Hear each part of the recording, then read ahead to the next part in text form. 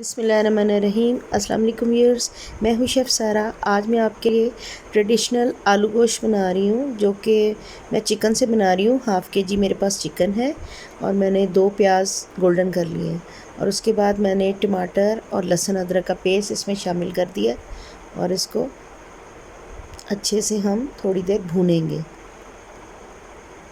1 cup मैंने oil लिया था और इसके अलावा अब इसमें जो मसाला जात जाएंगे उसमें हल्दी, सुरख मिर्च,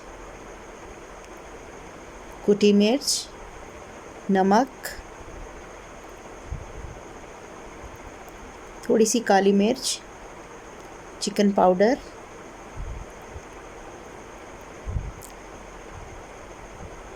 और थोड़ा सा पिसा गरम मसाला शामिल करेंगे और इसको अच्छे तरीके से भूनेंगे।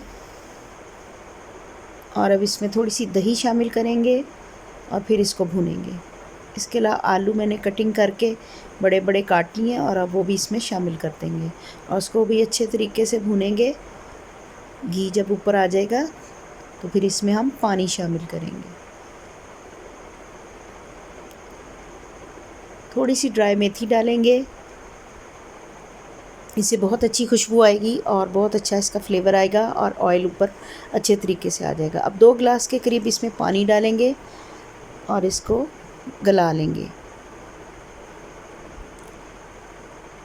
तकरीबन 4 से 5 मिनट कुकर को चलाएंगे।